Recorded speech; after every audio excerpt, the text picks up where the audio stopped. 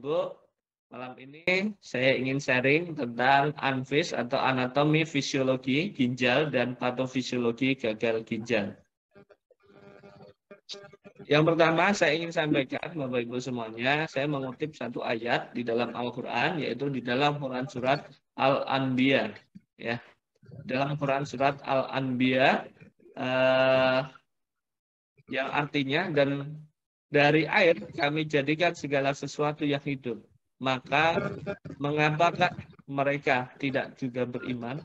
Jadi dalam ayat ini kita bisa tadabburi Bapak Ibu semuanya bahwa air ini adalah sumber kehidupan. Allah jadikan air ini sebagai sumber kehidupan. Kita tidak akan bisa hidup tanpa ada air. Ya, tumbuh-tumbuhan hidup dengan air dan semuanya hidup dengan air. Kita mungkin bisa menahan lapar selama 3 hari, 4 hari, tetapi kita tidak bisa menahan haus, ya. Karena air ini adalah sumber kehidupan. Nah, ketika kita tidak mengkonsumsi air, maka akan terjadi yang namanya dehidrasi. Tentunya dehidrasi ini akan berakibat memperberat fungsi dari salah satu organ di dalam tubuh kita yang berkaitan dengan air, yaitu ginjal.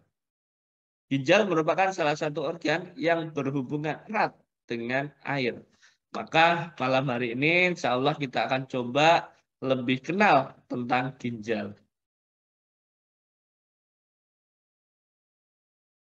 Nah, kalau boleh saya katakan Bapak Ibu, ginjal ini merupakan salah satu bentuk kecintaan Allah pada manusia. Kenapa? Karena dengan diberikan ginjal ini kepada manusia, maka manusia ini akan tetap terjaga keseimbangannya sesuai dengan fitrahnya yang telah menjadikan manusia kemudian menjadikan susunan tubuhmu seimbang. Jadi manusia ini secara fitrahnya adalah seimbang. Sehingga Allah berikanlah salah satu organ di dalam tubuh kita yaitu ginjal untuk menjaga, turut menjaga keseimbangan dari manusia ini. Maka kalau boleh saya katakan, ginjal ini merupakan salah satu bentuk kecintaan Allah kepada manusia. Nah, kemudian apa sih fungsi dari ginjal itu? Kita mulai dari yang sederhana, Bapak Ibu semuanya. Saya ambil dari Kemenkes, ya, Republik Indonesia, agar mudah untuk kita telaah bersama bahwasanya fungsi dari ginjal itu banyak sekali. Di antaranya yang pertama adalah menyeimbangkan cairan dan elektrolit. Jadi ketika kita minum, ketika kita makan, ya, kemudian hasil-hasil metabolisme itu disaring semua oleh ginjal dan ternyata ada juga menyeimbangkan cairan tubuh, gitu. Kemudian yang kedua juga ada mengeluarkan sisa-sisa produk dari tubuh. Jadi Bapak Ibu, setiap hari tubuh kita, sel-sel di dalam tubuh kita ini melakukan yang namanya metabolisme. Ya, tubuh kita melakukan metabolisme. Sel-sel melakukan metabolisme dan hasil dari metabolisme itu salah satunya adalah energi. Tetapi selain energi ada hasil lainnya yaitu sampah. Sampah metabolisme. Ya. Nah, sampah ini harus dikeluarkan dari dalam tubuh. Ketika tidak dikeluarkan, maka dia akan menjadi sebuah racun. Maka organ apa yang bertugas untuk mengeluarkan? Allah berikan organ di dalam tubuh kita, di antaranya organ yang berfungsi sebagai ekskresi atau mengeluarkan sampah, itu satu adalah ginjal, dan kedua adalah kulit. Nah, satu ginjal, dua kulit. Di antaranya itu, ya, bertugas untuk mengeluarkan sampah. Yang paling berat banyak mengeluarkan sampah adalah ginjal. Jadi di sini ketika kita makan, kemudian banyak terjadi metabolisme, ada sampah di sana, sampahnya lari kemana? Ke ginjal, disaring.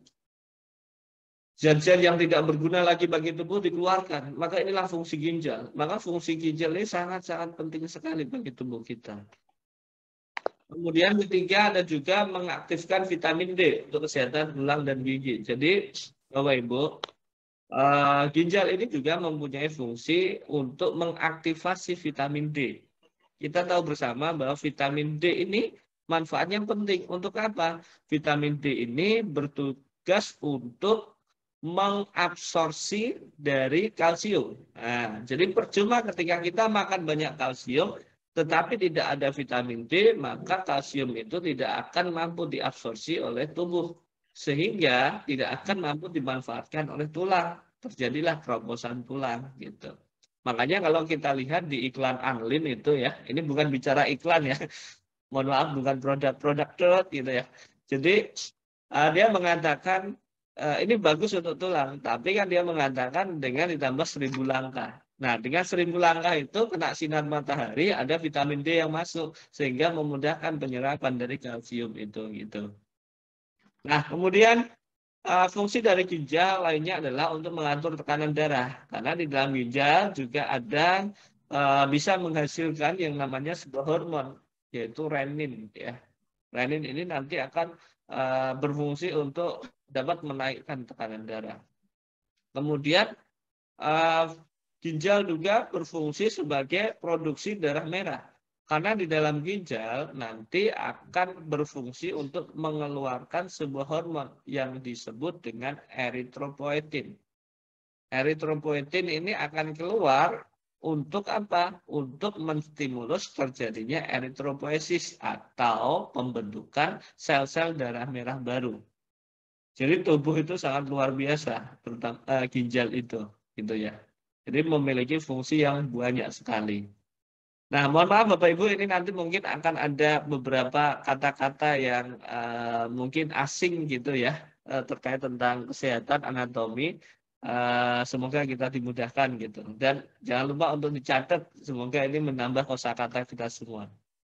Nah, kemudian di mana sih ginjal itu kan gitu. Ketika kita sudah tahu fungsinya, maka kita harus tahu di mana letaknya gitu kan. Ginjal ini jadi Allah memberikan ginjal kepada manusia itu 2 buah. Jadi kita memiliki 2 buah ginjal di kanan dan kiri. Meskipun hanya dengan 3/4 ginjal saja itu sebenarnya sudah mampu untuk melakukan filtrasi dari sampah-sampah hasil metabolisme. Saya ulangi, 3/4 saja ginjal itu sudah mampu untuk melakukan filtrasi. Tapi Allah berikan kemurahan kepada kita. Karena saking cintanya Allah kepada manusia, maka Allah berikan 2 buah ginjal. Namun, ya, seperti benar yang dikatakan oleh para malaikat waktu dulu penciptaan manusia, ya, saya akan menciptakan manusia sebagai khalifah di muka bumi, kata malaikat. Kenapa engkau ciptakan manusia? Mereka hanya akan membuat kerusakan, gitu ya. Ternyata benar, manusia ini banyak sekali yang membuat kerusakan, terutama merusak dirinya sendiri. Dengan apa? Dengan mengkonsumsi makanan-makanan yang tidak baik untuk tubuhnya. Maka diberikan 2 buah ginjal itu ternyata nggak cukup Bapak Ibu ketika kita tidak sadar diri untuk merawat ginjal ini gitu. Nanti akan kita bahas lebih lanjut. Nah, kemudian berat ginjal ini juga ada sekitar 150 gram ya. Dengan panjang 5 sampai 7,5 cm. Letaknya di mana? Letak ginjal ini ada di retroperitoneal. Artinya adalah retro itu di belakang peritoneum. Nah, gitu ya. Jadi letaknya di retroperitoneal atau di belakang peritoneum, yaitu gampangannya perut gitu ya. Jadi di belakang perut. Maka ginjal itu letaknya di pinggang gitu. Nah, ginjal kiri bagian atasnya, nah ini letaknya ada di lumbal 1. Jadi tulang belakang itu ada namanya cervical itu di leher, kemudian di punggung itu namanya torakal, kemudian di bawah punggung ya itu namanya lumbalis gitu ya. Ada lumbal 1 itu yang di bagian ginjal.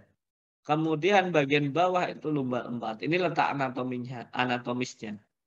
Ketika berdiri, ginjal kanan itu lebih rendah daripada ginjal kiri. Kenapa? Karena ginjal kanan itu ada di bagian tubuh kita bagian kanan itu ada namanya hepar ya. Jadi ginjal kanan itu di bawah hepar sehingga dia letaknya lebih rendah daripada ginjal kiri. Jadi ginjal kita itu letaknya nggak simetris Bapak Ibu. Yang kanan itu lebih rendah daripada yang kiri. Gitu. Nah, ini posisi ginjal kita. Jadi nanti boleh bisa diraba ya di pinggang. Nah, ini Bapak Ibu untuk ginjal ya. Untuk ginjal seperti ini. Ini ada namanya ginjal ya. Jadi ini ada namanya sistem perkemihan. Sistem perkemihan itu terdiri dari apa saja? Ada satu dari ginjal ya. Ginjal ini fungsinya salah satunya tadi menyaring air sehingga dia akan memproduksi namanya urin ya. Sama-sama dikeluarkan melalui urin. Nah, urin yang diproduksi oleh ginjal kemudian eh, akan dikeluarkan nih melalui ureter. Nah, urin ini berjalan ke ureter kemudian tersimpan di mana? Di kandung kemih atau di bladder. Ini namanya kandung kemih atau bladder. Jadi urin yang ada itu tertampung semua di sini Bapak Ibu. Setelah tertabung, kemudian ketika penuh, maka di sini itu ada syaraf-syaraf yang menghubungkan ke hipotalamus atau otak. Maka ketika dia sudah penuh, dia akan menginfokan kepada hipotalamus, hipotalamus ini sudah penuh, maka dia akan mengeluarkan, membuka pintunya yang disebut dengan sphincter, ada di sini. Nah, ini di sphincter. Kemudian terbuka, masuklah ke uretra, makanya terjadi proses keinginan untuk BAK masuk ke uretra keluar. Inilah proses ketika kita BAK atau buang air kecil ya. Nih. Nah, kemudian bagaimana dengan anatomi ginjal? Bentuknya ginjal, di dalam ginjal ada apa saja toh? Ini Bapak Ibu ya. Sedikit saya ingin sampaikan. Yang pertama ginjal. Ginjal ya, ginjal itu bagiannya apa saja? Jadi darah dari seluruh tubuh itu masuk ke ginjal itu melalui yang namanya arteri ginjal atau disebut dengan arteri renalis. Ya. Masuk kemudian keluar melalui vena renalis. Ya, nih. Nah, bagian-bagian ginjal itu ada apa saja? Ada satu korteks. Ya, ini saya sambil coret-coret ya Bapak Ibu biar nanti lebih enak. Ini namanya korteks ya. Ini korteks. Kemudian ada juga medula atau batangnya. Medula, ini medula ya, ini medula. Kemudian di sini ada namanya pelvis. Tapi sebelum pelvis di sini itu ada namanya yang seperti mangkok itu namanya kaliks ya. Kaliks. Nah, kaliks ini ada dua, kalik minor dan kalik mayor. Nah, di sini ada kalik minor dan kalik mayor. Jadi ceritanya gini, di dalam medula ini atau dikenal dengan piramis, karena bentuknya seperti piramis ya, seperti piramid terbalik ya, segitiga. Nah, ini namanya piramis. Di dalam piramis ini nanti akan ada sebuah bagian ginjal yang disebut dengan nefron. Disinilah akan terjadi proses terjadinya urin, nanti pembentukan urin. Nah, urin yang terbentuk itu akan masuk ke pelvis, ke kaliks ini, ke kaliks. Kemudian dari kaliks ini masuk ke pelvis ini, dari pelvis kemudian keluarlah ke ureter. Masuk kemana tadi? Ke kandung kemih. Jadi ceritanya gitu. Nah, yang menarik adalah Bapak Ibu, di dalam bagian ginjal ini, ginjal itu kan kecil.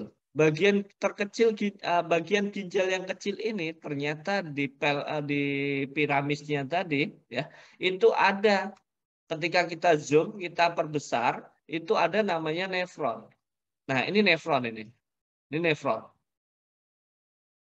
Jadi Bapak Ibu, ketika kita mendalami tentang ilmu anatomi ini, kita perbesar, Masya Allah. Ya, kita semakin takjub kepada ciptaan Allah, kepada keagungan Allah. Ya.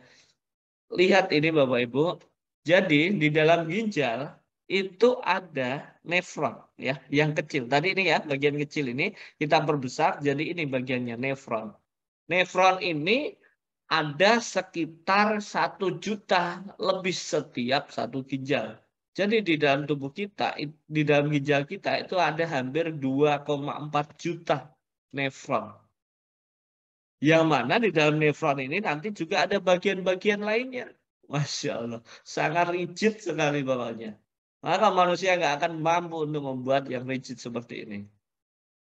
Di dalam nefron, saya ulangi Bapak Ibu, di dalam ginjal ada namanya nefron. Ya, di dalam nefron itu ada bagian-bagiannya, ya, mulai dari apa namanya glomerulus. Nah, ini glomerulus tempat filtrasi ya. Ini glomerulus. Kemudian ada apa namanya tubulus ya, tubulus proksimal dan tubulus distal. Kemudian ada lengkung Henle namanya atau ansa Henle yang melengkung ini. Nah, ini ansa Henle atau lengkung Henle. Jadi di bagian di bagian nefron itu banyak sekali ini memiliki bagian-bagian ini. Ya, jadi sekali lagi di dalam ginjal itu ada nefron dan nefron memiliki bagian-bagian. Nah, nefron adalah tempat produksi dari urin ya atau tempat penyaringan sampah-sampah hasil metabolisme itu di nefron. Ya, tepatnya di nefron. Maka untuk mempelajari bagaimana ginjal menyaring sampah, kita perbesar nefronnya. Kita coba ambil nefron ini ya, kita ambil segini, kita perbesar Bapak Ibu. Kita coba perbesar ya. Bagaimana bentuk nefron ini? Ya, bentuknya nah seperti ini. Nah, ini nefron Bapak Ibu. Ini nefron, mohon izin ya Bapak Ibu, ini sangat anu ya. Ini nefron ya, ini bagian nefron. Jadi di nefron itu nanti ada ini satu namanya glomerulus ya. Glomerulus itu fungsinya untuk apa? Dia untuk filtrasi. Jadi filtrasi atau penyaringan pertama itu ada di glomerulus.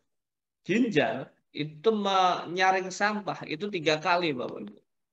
3 saringan. Yang pertama melalui glomerulus yaitu terjadi proses namanya filtrasi. Penyaringan pertama.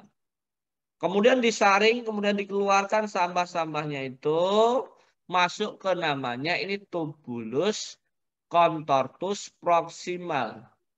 Di tubulus proximal ini disaring lagi Bapak Ibu. Kira-kira ada nggak sih sampah yang maaf, zat yang masih digunakan oleh tubuh tapi kok kesaring keluar? Oh, ada nih, misal glukosa diambil lagi Bapak Ibu. Kemudian di dalam darah itu, oh ini ada sampah nih, keluarkan lagi. Itu yang ketiga, ini namanya di dalam tubulus distal, namanya sekresi.